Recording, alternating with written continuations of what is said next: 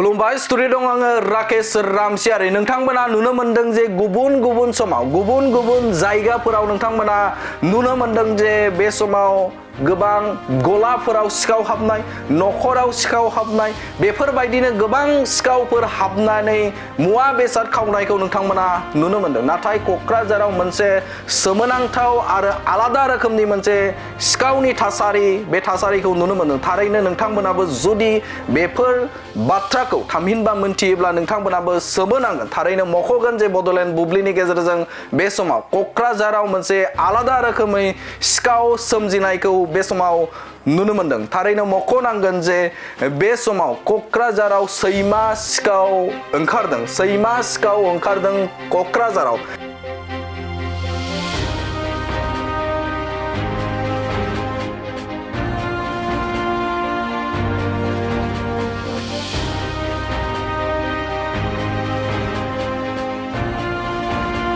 नोंथाङाबो जुदि सैमा फिसिनानै जुदि मोजां मोनोब्ला, नोंथाङाबो जुदि सैमा फिसिनानै मोजां मोनोब्ला बे समाव नोंथाङा सांग्रां जाखादो। मानोना क'क्राझाराव बे समाव सैमा सिखाव ओंखारदों। गारिजों फैनानै सैमा खावनाय सिखाव बे समाव ओंखारनायखौ नुनो मोनदों। मैया समाजारि बिजोङाव नुनो मोनदों जे मोनसे कारजों फैनानै सानैसो दुथां सुबुं, बे दुथां सुबुङा कारजों फैनानै बै सैमाखौ लांनायनि जे नुथाय, थामहिनबा थासारि, बे थासारिखौ जों नुनो मोनदों। बिथांमोना मोनसे गंसे कारजों फैदों आरो कारजों फैनानै ओंखारदों आरो ओंखारनायनि उनाव बिथांमोननि आखायाव माबा मोनसे आदार, जाग्रा मुवा बा आदार बेफोरबायदि लादों।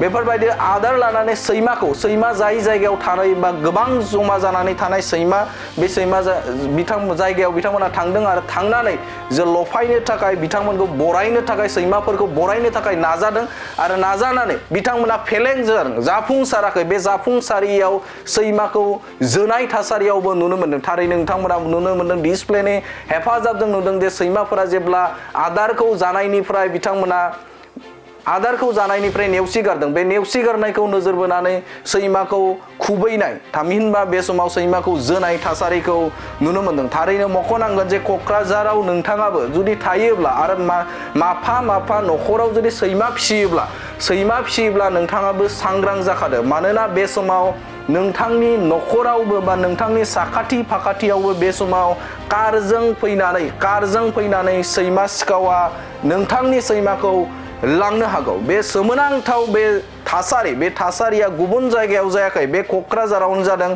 जे क'क्राझारनि हरनि समाव खमैबो 1 रिंगा बा 2 रिंगासो बाजियाव बे जाथाया जादों। क'क्राझाराव बबेबा मोनसे जायगायाव जे सैमा थानाय, गोबां सैमा थानाय जायगा, बे सैमा थानाय जायगायाव बे सिखावफोरा लाखिफैयो गारिखौ आरो लाखिनानै बिथांमोननि आखायाव माबा मोनसे मुवा, जाग्रा आदार, बे आदारखौ सैमानो होनो थाखाय नाजायो। नाथाय सैमाया जुदि जायाब्ला, सैमाया जानायनिफ्राय जुदि नेवसिगारोब्ला बे सैमाखौ बिथांमोना लांनायनिफ्राय फेलें जायो आरो रागा जोंनानै जोनायखौबो नोंथांमोना नुनो मोनदों। डिसप्लेनि हेफाजाबजों नोंथांमोननि सिगाङाव फोरमायदों जे फारि गंसे गारियाव फैदों बिथांमोना आरो गारियाव फैनानै सासे सुबुङा ओंखारनाय, बे ओंखारनाय नुथायखौ CCTV फुटेजनि हेफाजाबजों नोंथांमोना नुनो मोनदों। सासे सुबुङा ओंखारनानै आखायाव माबा मोनसे मुवा लादों आरो सैमाखौ लेंहरदों। सैमाया जेब्ला सोंबाय थादों, गोबारै सोंदों, बे सैमाया सोंबाय थानाय समाव आदार मोनसे होदों आरो आदारखौ जानायनिफ्राय जेब्ला सैमाया नेवसिगारदों, बे सैमाया जेब्ला नेवसिगारदों अब्ला रागा जोंनानै बे दुथां सुबुङा, जाय सैमा सिखाव, बे दुथां सुबुङा सैमाखौ जोनायखौ नुनो मोनदों, सैमाखौ खुबैनायखौ नोंथांमोना नुनो मोनदों, रोखा नुनो मोनदों। आरो जेब्ला थांखिया जाफुंसारैखौ नोजोर बोनानै गारियाव हाबफैदों आरो हाबनानै जे थांफिननायखौ बे समाव नुनो मोनदों। थारैनो मख'नांगोन जे क'क्राझाराव बे हरनि समाव सैमा सिखाव बा सैमा फालांगिरि, बे फालांगिरिफोरा बे समाव गिदिंबाय थानायखौ नुनो मोनदों। नोंथांमोनाबो नुनो मोनदोंमोन जे गुबुन जायगाफोर, बे जायगाफोरावसो खोनायोमोन जे सैमा खावनानै गुबुन जायगाफोराव फानहैनाय बा फालांगि खालामनाय, बे थासारिखौ नोंथांमोनाबो नुनो मोनदों। नाथाय बे समाव क'क्राझाराव, गुबुन जायगायाव जायाखै, क'क्राझारावनो बे समाव सैमा सैमा सिखाव ओंखारदों आरो बे सैमा सिखावफोरा हरनि समाव फैयो आरो हरनि समाव बिथांमोना सैमा जा थुबुर थानाय जायगा बे जायगायाव थांनानै कालेक्शन खालामो सैमाफोरखौ हमो आरो बिनि उनाव गुबुन जायगायाव साप्लाइ हरनो होननानै खौरां मोननाय जादों नाथाय बाथ्राया बेसेबां सैथो नाथाय बेनि सायाव दासिमबो रोखा नङा बे समाजारि बिजोङाव गोसारनाय जाखिनि भिडिअ बे भिडिअ फटेजाव रोखा नङा जे बे समाव बिथांमोना दि सैमा सिखाव बा सैमा खावनानै बिथांमोना फालांगि खालामो बेनि सायाव रोखा फोरमायथि गैया नाथाय जाखिनि नुथाय नुदों बे नुथाय नुनायनिफ्राय रोखा बुजिनो हायो जे बिथांमोना सैमाखौ हमनो थाखाय नाजादोंमोन नाथाय हमनायनिफ्राय फेलें जानाय मोनसे भिडिअ बे भिडिअआ समाजारि बिजोङाव गोसारदों आरो जाय समाजारि बिजोङाव गोसारनाय भिडिअनि नुथाय बे नुथायखौ नोंथांमोननि गेजेराव होबाय गोजोन्थों।